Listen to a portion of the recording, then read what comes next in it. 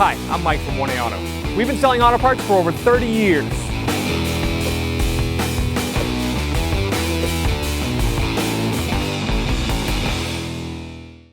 Hey everyone, Sue here from 1A Auto, and today I have a 2013 Toyota Camry in the shop. It's got a 3.5 liter. I'm going to show you how to do an oil change and how to use this nifty oil filter tool that we sell on our site. So if you need this tool or any other tools or parts, click on the link below and head on over to 1aauto.com.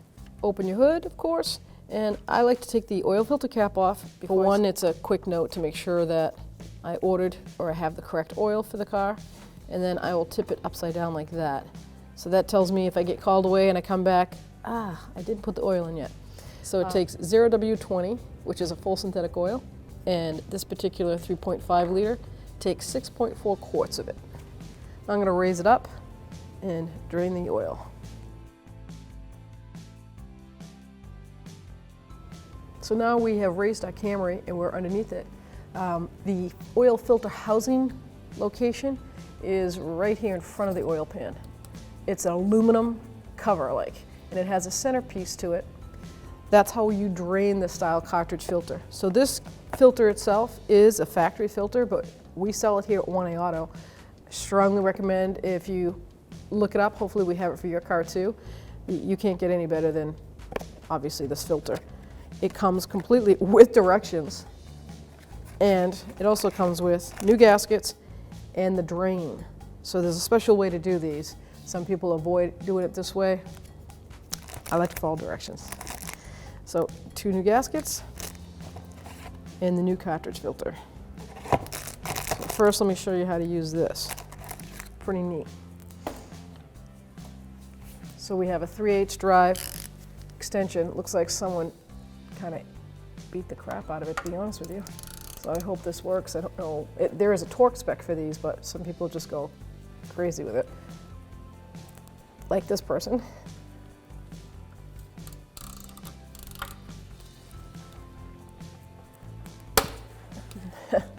That I can tell you is over 24 newton meters, and that's what the spec is. All right, so now I've got that loosened. I'm going to get my catch pan. Place it right underneath it. Just take this little cover off. I remember the first time I had to do one of these, and I'm like, oh no, the oil didn't come out. I'm like, oh, I was like panicking. And I'm like, what kind of device is this? And then I opened the filter and I was like, no kidding. It's like a little plunger. So you squeeze that into the place, rock it around, let it go up in, and look at that. Now that filter cartridge is draining and I'm clean. It's like, oh, they had to, wait 120 years to come up with this idea? So we're going to let that drain, and I'm going to grab a 14mm wrench to pull that open. So with a 14mm, I'm going to use a socket. And I know this is going to be tight because that filter was tight. There's no way this isn't.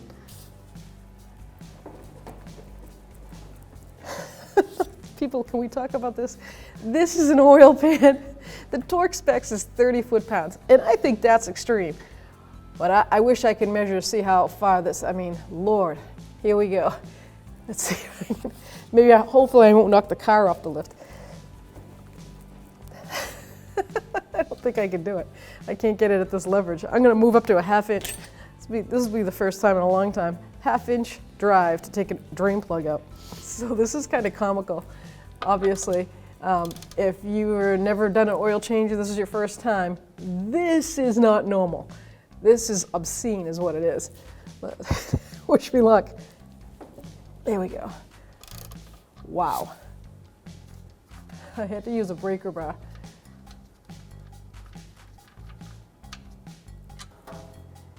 And it's not because I'm little Sally.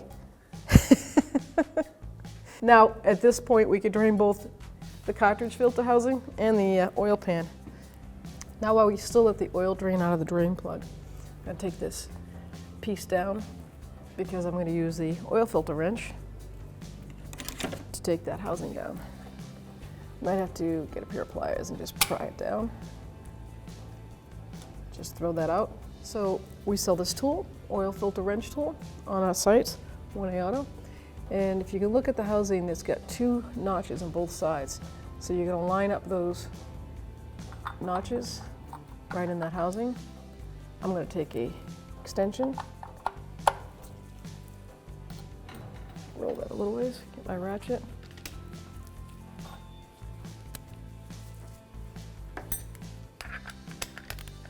It's 3/8 drive, the centerpiece is, and it's also, you can use an actual socket on it. I'm going to turn counterclockwise. Yeah. It's no shocker to me.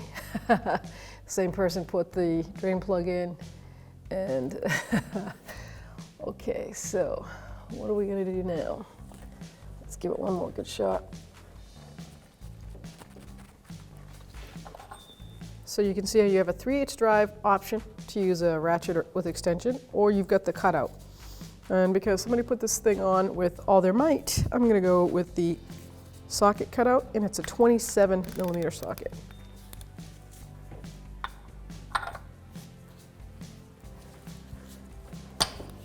Wow. This does have a torque spec to it, so your new one will not be that tight.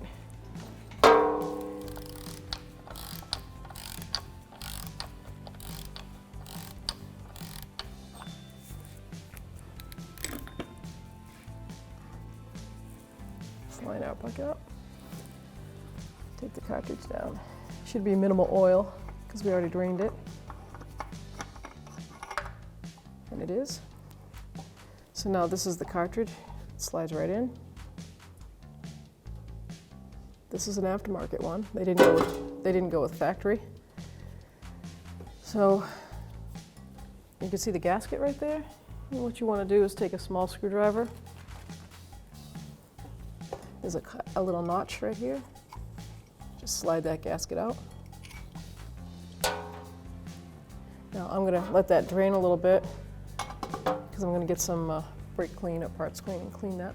Now I'm just going to hover over my drain pan, and I'm going to take some brake clean and clean the inside of my housing. Obviously we want this clean, but we also want it dry. You don't want to reassemble this with any brake clean on it. Clean up the threads, clean up that part.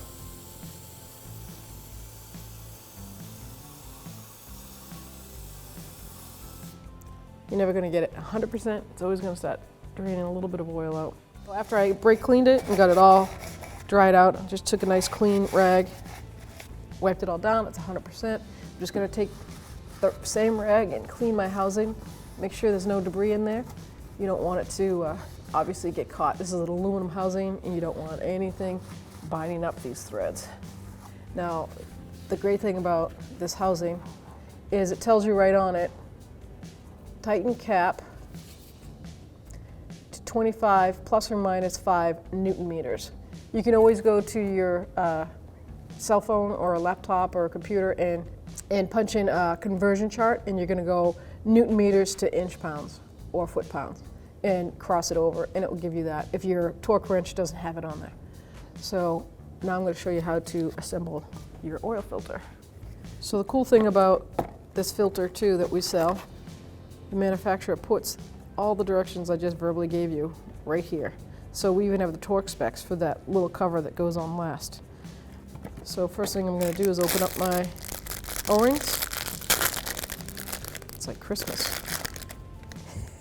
Christmas every day. I'm going to put the new oil O-ring on this housing, and it's that big deep groove. So get it down as far as you can, then slide it over, bring it around, boom. And you are going to lubricate that with some fresh clean oil. So now I'm going to take the cartridge and just slide it right over. It's a tight fit, and they want it to be a tight fit. That's a spring loaded too in there. So that's cool, we're ready to go on that. We're going to assemble this piece, which is this one. Once it's in the car, look at the gasket, see it's crushed? That's because the maniac that tightened this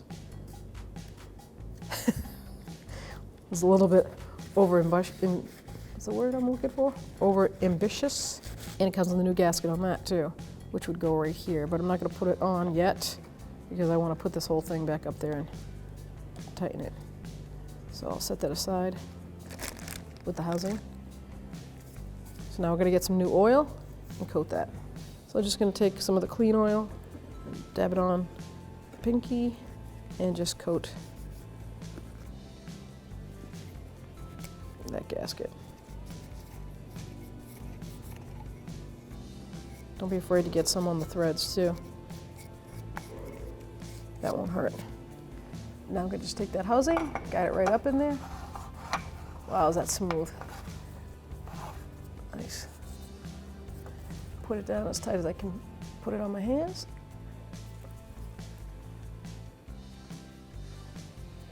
All right, and we'll get our torque wrench. Let's put it on the Newton meters. So now we have our 3/8 drive torque wrench set up for, I have it at 25.7 Newton meters. And the specs 25, give or take 5.5. So let's get that to sit right in there. There we go.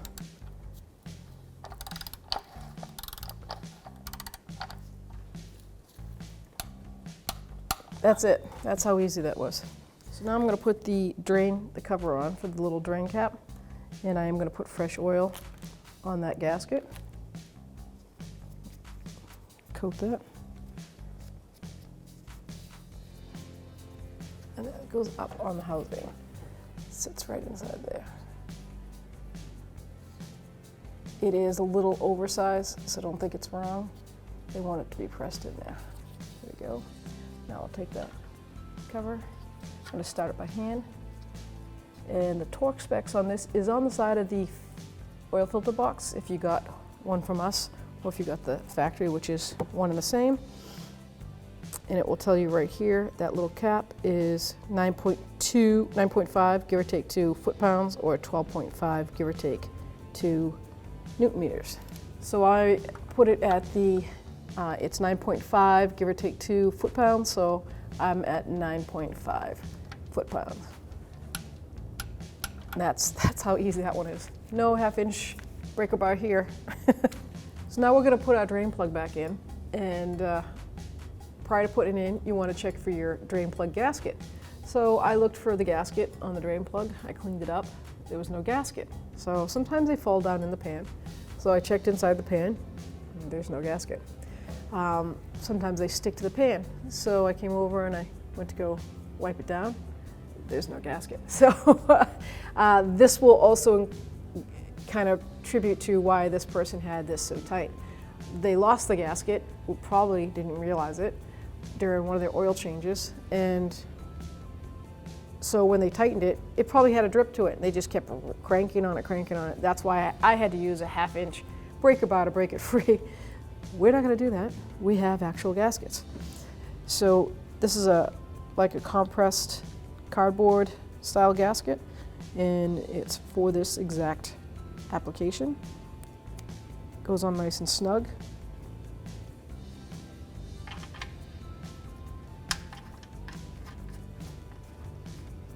Now the torque specs for this actual drain plug for the factory is 30 foot-pounds. So I have my torque wrench ready to go with a 14mm socket.